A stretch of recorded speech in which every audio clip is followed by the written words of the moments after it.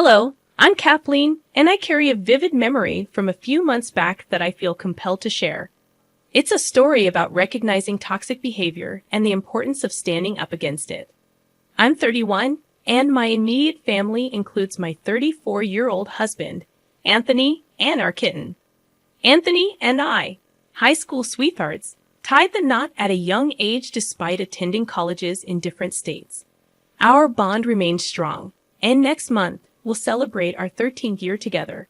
Regrettably, my mother-in-law, Carol, won't be joining us. From the start, Carol harbored a dislike for me.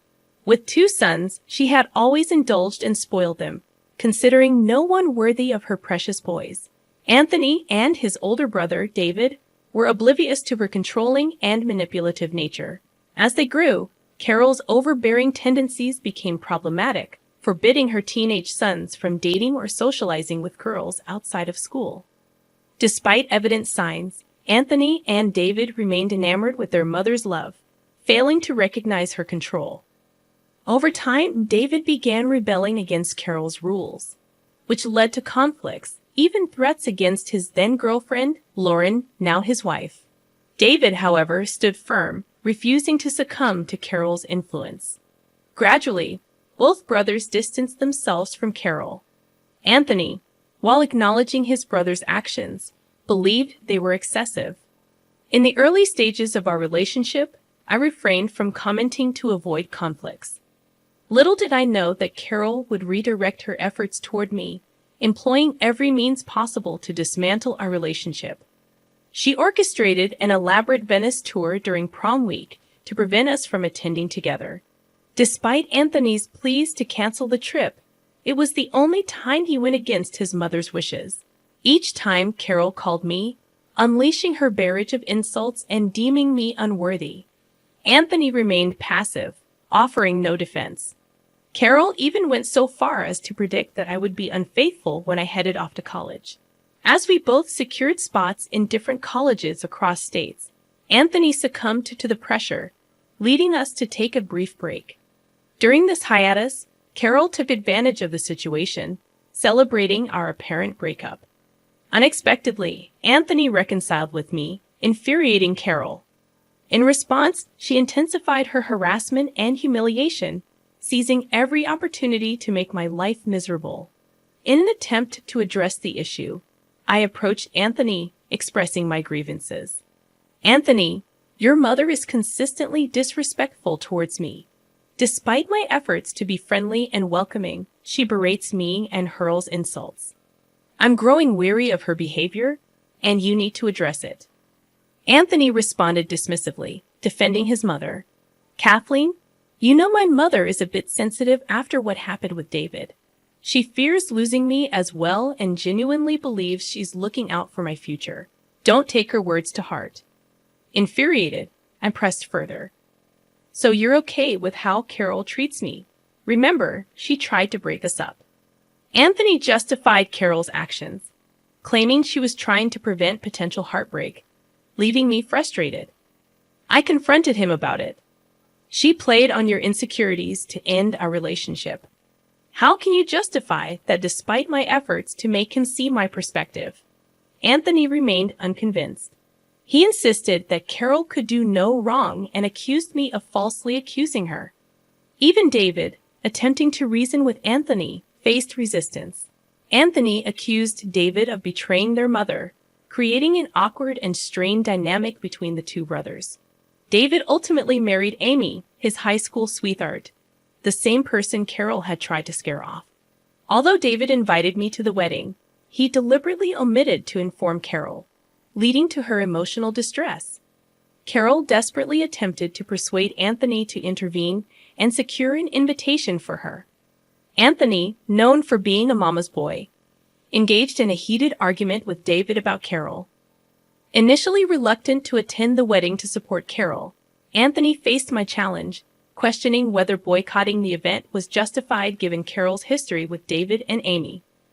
I pointed out Carol's persistent complaints about Amy supposedly taking David away from her during high school, attempting to defuse the situation. I asserted that it was a misunderstanding, acknowledging that mothers can sometimes become overly involved. I emphasized the importance of family, urging everyone to mend bridges and refrain from holding grudges. I reminded Anthony that the decision of whom to invite to the wedding rested with David and Amy. I emphasized the need to respect their autonomy, discouraging any requests. Despite my inability to attend the wedding, I expressed my concern that they might be making a mistake. Planning to RSVP the following day in the hope of influencing their decision, highlighting the potential consequences. I warned Anthony that not attending the wedding might result in being cut off by David and Amy, just as they had done with Carol. After much deliberation, Anthony eventually agreed to attend the wedding. I felt optimistic that this decision might bring positive change, allowing David and Amy to enjoy their happiness without interference from Carol. They chose to organize the wedding far away to prevent Carol from showing up. However, Carol's reaction was intense when Anthony showed her pictures from the wedding. She cried on his shoulders and insisted on his company for a month. Anthony even canceled our planned Colorado trip to make amends with her.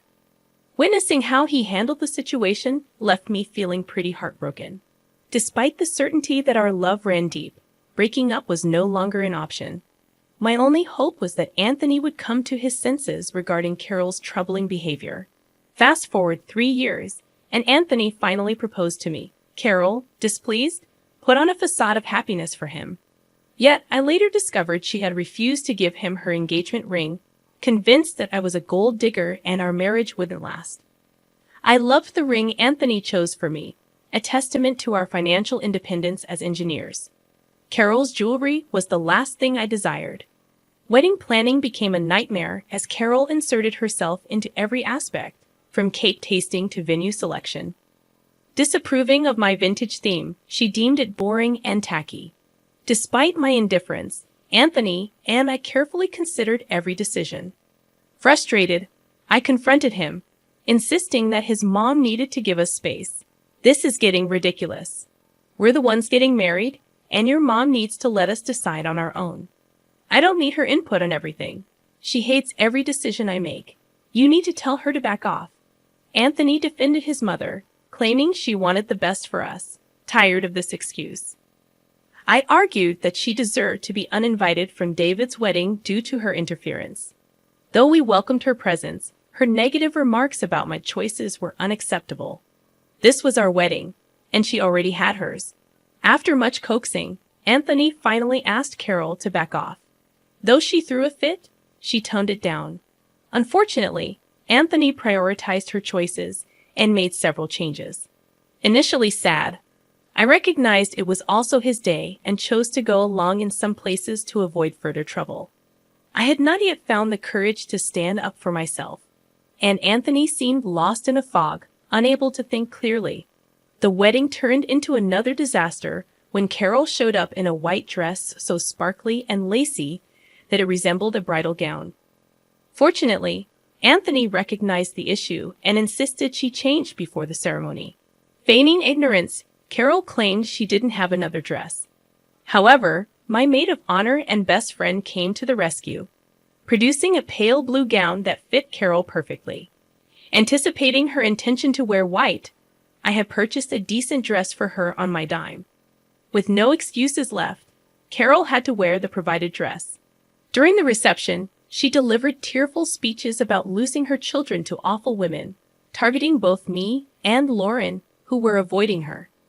Carol also disparaged our relationship, portraying herself as the victimized mother-in-law. The wedding attendees looked uncomfortable, and even her own family was mortified. My maid of honor swiftly took the microphone, redirecting the atmosphere. On our honeymoon, Carol incessantly called us, reaching out to Anthony and crying about feeling lonely. She bombarded us with 5 calls a day. And when unable to reach Anthony, she called me, accusing me of taking her son away. Just a month after the wedding, she insisted that no matter what I did, he would always choose her over me, asserting that he would never love me more than his mama. Attempting to reason with her, I explained that we were on our honeymoon and she needed to stop calling us so frequently. When Anthony's phone died, he went back to our room to charge it, emphasizing that there was no intention of keeping him away from her. Kathleen, It's clear to me how driven you are by greed. Your sole focus is on extracting money from him, ignoring the fact that he supports me financially and genuinely cares for me, something he's been doing since his father passed away a decade ago.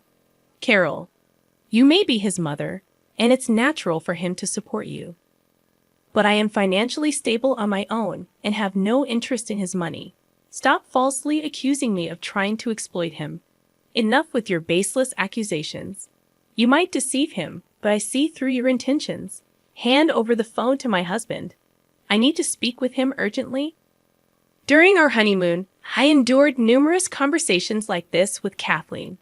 When we returned home, dealing with her incessant crying became a daily struggle, all because we didn't take her along. Even now, she scolded my husband for going without her.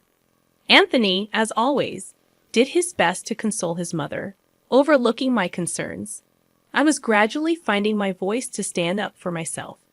Things were relatively stable until a few months ago when I discovered I was pregnant with our first child. Excitement filled us, and Anthony wanted to share the news with Carol immediately. Despite my reservations, I agreed. However, instead of joy, Carol reacted with tears and accusations. She accused me of trapping him with a baby, insinuating that I had cheated on Anthony. Despite my husband's attempts to calm her, she remained obstinate. I grew weary of her dramatic outbursts, which persisted for 3 weeks before she decided to visit us. Carol arrived unannounced, seemingly happy about our baby, showering me with gifts. Anthony was relieved, thinking Carol had finally accepted our child. The truth, however, was far from that. I felt a sense of unease about Carol's newfound happiness and decided to approach the situation cautiously. In the evening, she offered to make us tea, claiming it would help warm me up as the weather was getting chilly. Anthony appreciated her gesture, giving me a triumphant look as if to say, "I told you so." Choosing not to dismiss my concerns, I excused myself and went to the kitchen to check on Carol. I'd observed her preparing tea and adding something from a carton. Both my husband and I are lactose intolerant, using a specific brand of oat milk for our tea. However, Carol was using a different carton that caught my attention. She used oat milk for 1 cup, but opted for the suspicious carton for the other. Initially, I assumed she was merely using a different type of vegan milk for variety. Despite this, my unease persisted when she handed me the suspicious mug. Feeling a sudden panic, I impulsively switched my husband's cup with mine when they weren't looking. We drank tea, and throughout the evening, Carol seemed to smirk at me from across the couch. Fortunately, nothing untoward happened for the remainder of the night. However, in the early hours of dawn, I heard my husband vomiting in the bathroom. He made several trips, and the noise woke me up. After a while, I saw him lying on the living room couch in pain. Concerned, I approached him and inquired about his condition. Carol, emerging from her room, looked worried at the sight of Anthony's distress, breaking into an ugly cry. It suddenly dawned on me. This woman had used cow milk in our tea. I was prepared to confront her, but before doing so, I had to rush Anthony to the hospital. I urgently dialed 911, requesting an ambulance for Anthony, who was experiencing severe stomach pain and was on the brink of passing out. At the hospital, we waited for the medication to take effect. When the doctor arrived for a consultation with Anthony, I brought Carol along. In the presence of both Anthony and the doctor, I coerced Carol into confessing to everything. She was concerned about her son, so getting her to confess wasn't a challenge. The doctor expressed disappointment and informed us that Anthony needed to be hospitalized for a day. After the doctors left, Anthony seemed troubled. The fog in his mind began to clear, and he questioned Carol about why she used milk in his tea, knowing about his allergy. He pointed out that their household didn't even have cow milk, and I didn't consume it either. Carol insisted that she didn't intend to harm Anthony, claiming she was aware of his milk allergy. Anthony was perplexed and demanded an explanation. Carol continued sobbing in a corner, prompting me to reveal the truth. I explained that Carol brought cow milk into their home, not for Anthony, but for me. It was not meant for him to consume, and I had switched their cups when Carol wasn't looking, prioritizing the health of our child. It turned out to be the right decision. Anthony, shocked and disbelieving, accused me of lying. He couldn't fathom why Carol would want to hurt him and our child. I urged him to ask Carol for an explanation, emphasizing that I had taken precautions to safeguard our child's health. Carol erupted into a cacophony of wails and screams, reaching such a fever pitch that a nurse had to usher her out, a move no one objected to at that point. Anthony, visibly shaken and traumatized by Carol's actions, apologized profusely and pledged to keep her out of our lives. Witnessing Anthony's pain, I offered comfort as best I could and took him home the following day. During his hospital stay, I seized the opportunity to change the locks on our house. Anthony called Carol, firmly informing her that we were cutting all contact with her for good. This decision triggered more cries and pleas from her.